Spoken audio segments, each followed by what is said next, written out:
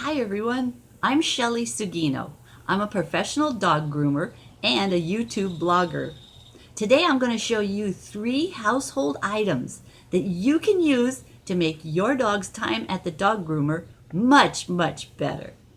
Designer breeds are really popular, and a lot of times people don't know what the grooming requirements will be for that cute puppy or that adorable rescue dog that they just adopted. So, I hope this video is going to help you. Here they are. 3 household items that you can use to help your dog along his grooming life. The items are a little black plastic comb, a spoon, and an electric toothbrush. This is Baby Snow, and she is a multi-palm. The secret to the little black comb is use it as soon as your dog comes home from the groomer, okay? Just run that comb over that dog once a week.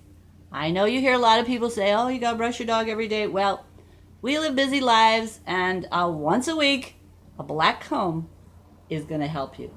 See, run that over them, run that over the ears, get them used to having it on their, around their faces, on their ears, behind their ears, around the neck, especially if they wear a collar. You want to go around the neck.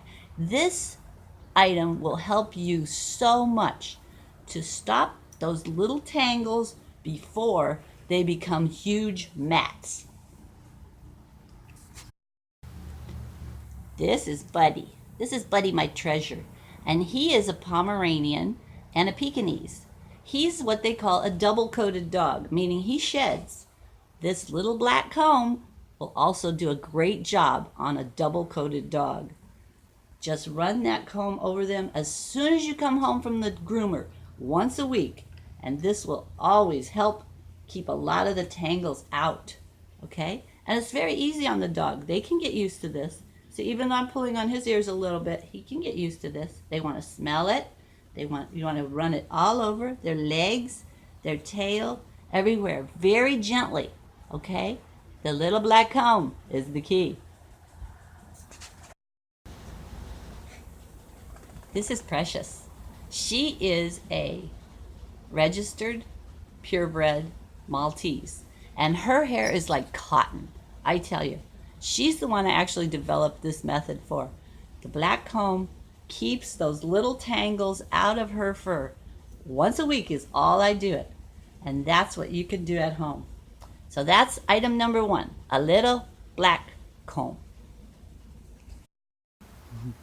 Second item is a spoon.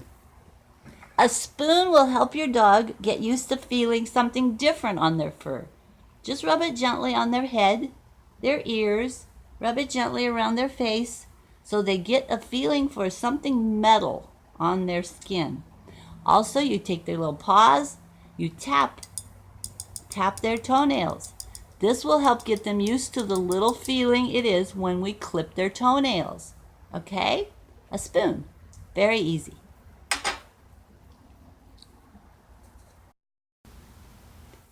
The third household item is an electric toothbrush.